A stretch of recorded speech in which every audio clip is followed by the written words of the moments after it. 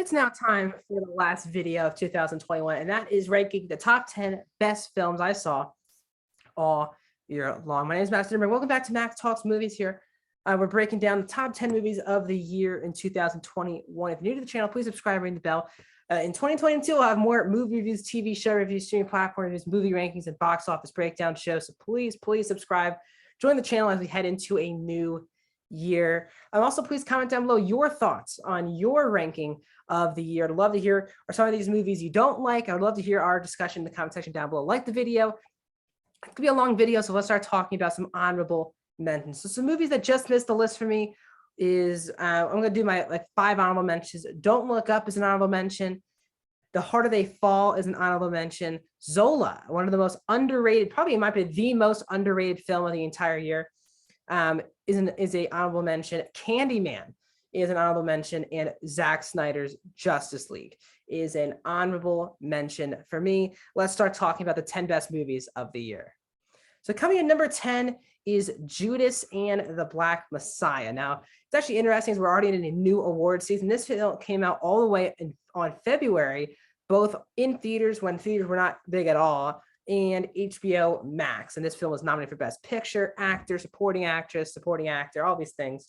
I love Judas and the Black Messiah. It's definitely two really outstanding performances, Lakeith Stanfield and Daniel Kaluuya, but really is Kaluuya as Fred Hampton, who is moving. But what I also think they nail is the dynamic between this larger-than-life person, Fred Hampton, mixed in with a guy named Bill O'Neill, played by Lakeith Stanfield, who is the main character of the movie. And these type of movies, you would think that the larger-than-life person would be seen as the main character, but this story is so fascinating because the main character of the film is a person who made a deal with cops to frame Fred Hampton, which will lead to his assassination. It was a really, really unique story done really, really well on the big screen with some really great performances, really good direction from Shaka King, really well shot, really well acted. And as I said, the story is so fascinating. It keeps you on the edge of your seat from start to finish. So Judas and the Black Messiah for me easily, well, not easily, it is at number 10 for me. In 9th place is The Green Knight. Now, a lot of people did not see this movie, just like I was talking about earlier. This and Zola, which are both in my top 15 of the year, both are movies that no one really saw at the movie theaters at all. But the people who did have been talking nonstop praise about The Green Knight. I know a lot of people, and I can totally see this, saying with The Green Knight especially, that this movie is not for them. And I totally understand that. But I thought David Lowery, who directed this film, did an absolute fantastic job. This is one of the most fascinating, most thinking movie that I've seen all year long. It really takes the audience seriously. They're throwing a lot of different concepts at you, different types of dialogue, and really you are fascinating. And the movie ends leaving you questioning something, what the true meaning of the movie was, what the true ending of the movie was.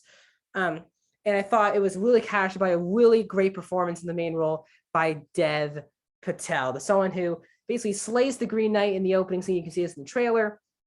And the trait is that you have to go back to the Green Knight and he'll slay you. It's a partly the same deal. Wherever you hit the Green Knight hits you back. And this psychological, religious, all these different types of themes all come together to make one of the most fascinating movie experiences I've seen all year. When I was in the theater, I heard a lot of people walking out say they did not like this movie. And again, I totally get it, but this movie was right on my alley. Alicia Vikander and Joel Edgerton are also in really good supporting roles. I just thought it was a really well done film that takes its audience seriously. It doesn't think of its audience as stupid. And the way the movie is shot, the score is really great, and a fantastic lead performance from Dev Patel. Let's move into number 8, and that is another movie that actually bombed at the box office as well, and that is In the Heights. Again, another HBO Max and in theaters release. Love the play, and I'm very excited to see how they pulled it off. Lynn's play shown on the big screen was really, really vibrant, which is helped by a great director, John M. Chu, coming in and really making this one of probably the most colorful, lively film of the entire year. This is definitely my favorite musical of the entire year. It was so well done. And the reason why is that these characters just feel like real people. And yes, the music is great. And the dance scenes are really great. And the way they shoot some of the songs that you know from the play are really well done. but it's the fact of the story that these feel like real people that you would find living in Washington Heights today. And the sense of community really, really comes through. And it gets very emotional towards the end of the film. And you just feel that you're a part of this community as well. Want a fun, vibrant, quick, a quick 2 hours in the theaters. It really was one of the most fun experiences I've had in a movie theater all year. It's tough to not have these songs stuck in your head. This has always been my favorite Lynn property that he's ever done. And it's nice to see that brought on the big screen in such a spectacular way. Let's move into number 7, and that is No Time to Die, the latest James Bond film that I thought was fantastic. It's not better for me Skyfall or Casino Royale, but I did think it was a fantastic film. Other than the villain for me, this was a truly fantastic Bond film. Fukunaga coming in to direct this did a great job, but it just felt like it went for something. It was not a safe conclusion to the Daniel Craig Bond franchise, a franchise that the only Bond franchise out there that has connective tissue all the way back to the first film. And this film rewards you from watching all the way back to Casino Royale and being on this 20+ year journey of Daniel Craig playing the character. It brings back all of your favorite characters, including, Ray Fiennes, Ben Whishaw, adding in Naomi Harris, Jeffrey Wright, and then bringing in new characters like, Leah Seydoux coming from Spectre, but also Lashonda Lynch coming into the play. It's a really fantastically shot film, one of Hans Zimmer, one of the best Bond scores ever. Hans Zimmer, who we'll talk about in a little bit, doing another movie score. His score in this film was truly fantastic and was stuck in my head. But the film feels epic. It feels like this is the only thing they could do to end the franchise. And it had, as said, guts on what the third act is. The movie has a lot of guts. It even shocked me what they did with the Bond character in the third act of the movie. I think everyone who watched this film respects the hell out of it. It was a big move, but it had to be done to finish off this franchise. Coming in at number 6 for me is another HBO Max in theater film, and that is King Richard. Now, while I do believe Andrew Garfield as in Tick, Tick, Boom was the best performance of the entire year, that does not deny how freaking fantastic Will Smith is playing true story about Richard Williams, the father of Serena and Venus. Again, I'm a massive tennis fan. Watch it when it's in season every single day, every week. And seeing this has become now one of my favorite sports movies of the last 20 years. It's a really fantastic sports film that, yes, has a lot of sports elements, of course, has those sports cliches, but feels so real and a different perspective on the world of both sports and tennis. Gives people who are not familiar with the sport of tennis an inside look at what it's like growing up to be seen as a prodigy in tennis. People are looked at as prodigies in tennis as close to 13, 14 years old, and how much pressure, because it's a solo sport, but how it really is a team sport. I know a lot of people always say tennis is a solo sport, but this movie does show how it's always about a team. Obviously, the player could be great, but if not without the people around him.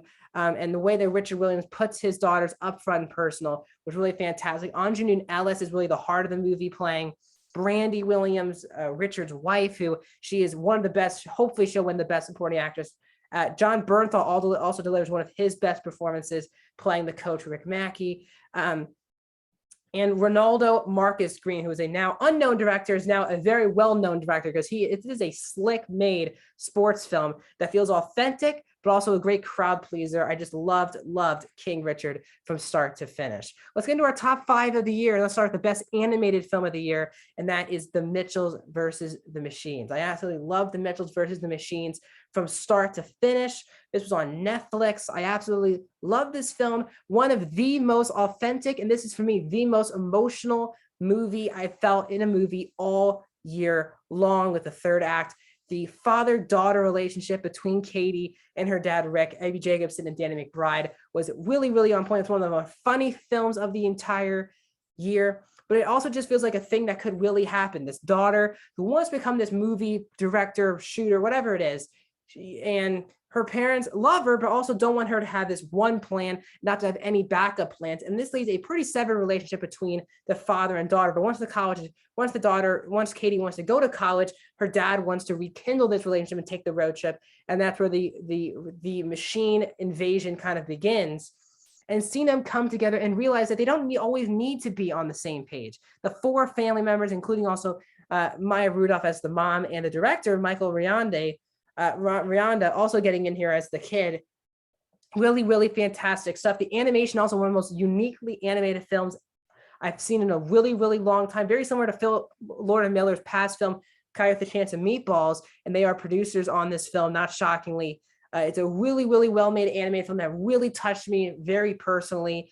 Even though I'm not a girl, but it just really touched me emotionally. This film, really from start to finish, one of my favorite movie experiences. Hopefully, it wins the Best Animated Oscar. Number 4, a movie that's for some reason now being forgotten about, and that's A Quiet Place Part 2, one of the best horror sequels of all time. That I actually believe this film is better than the first film. Again, just like the first one of the most intense movie experiences. Of course, one of my favorite movie theater experiences of all time is both 1 and 2. The silence, seeing this in IMAX was fantastic, but this film is so well directed by John Krasinski, nailing that, yes, there's a lot of creatures out there and that it is spectacle. But while there's spectacle, the main focus is always the characters.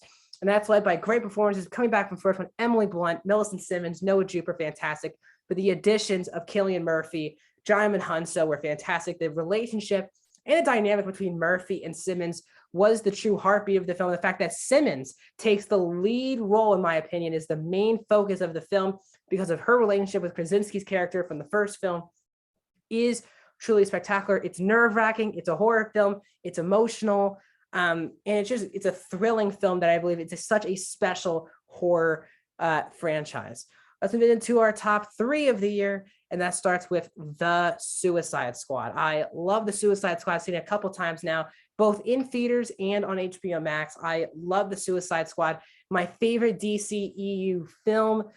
James Gunn adding a different type of feel to the DCEU, getting a great cast, of course, Robbie Kinnaman, Viola Davis, Jai Courtney, all coming back, but getting Idris Elba and John Cena, and Michael Rooker and all these different people into the film. It's a David Dastmalchian, Sylvester Stallone playing the King Shark. It's a really one of the most funny theater experiences I've had all year, where the whole theater was probably laughing for the entire runtime. It's really art with the action, which is always very, very fun to watch, but has a good story. There are definitely some really, really high stakes in the film, and the entire team just works perfectly together. I just love this film really from start to finish. One of my favorite films of the entire year.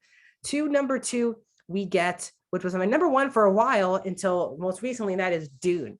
The fact that you can finally start a new franchise that feels epic. Denis Villeneuve, my favorite director working today, brings Dune to the big screen in the best way it can possibly be. Well, for most people, it feels like a part 1. I do think there is a lot of setup in this film, but there's still enough story to make this feel like its own thing. Timothée Chalamet is finally coming into his own as a main lead in Hollywood with this performance.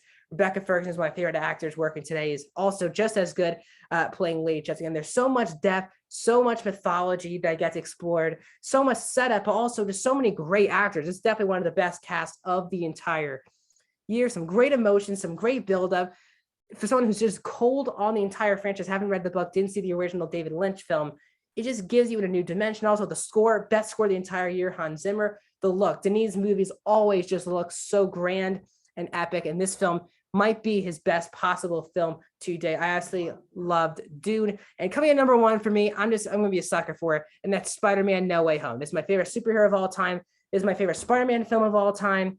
I absolutely love Spider-Man No Way Home, and because I'll go into spoilers. Not just bringing back all these characters to be cheap cameos, including the Spider-Man themselves, but the fact that these are people that are in the movie that fit the actual story. But while, yes, all my favorite actors, Willem Dafoe might be better than this in 2002. Having Tobey Maguire and Andrew Garfield show up is always great. But the fact that this feels like the true Tom Holland Spider-Man origin story from start to finish, his best performance is the character. His dynamic with MJ is my favorite in any type of Spider-Man film.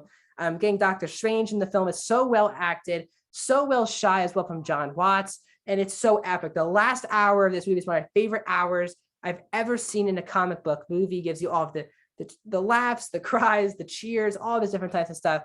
I just love Spider. I've been talking about this movie for a long time, so I'm not gonna go as deep, but that's my top 10 movies of the entire year. Spider-Man No Way Home being my favorite. Please like the video, subscribe, and I'll see you guys in 2022.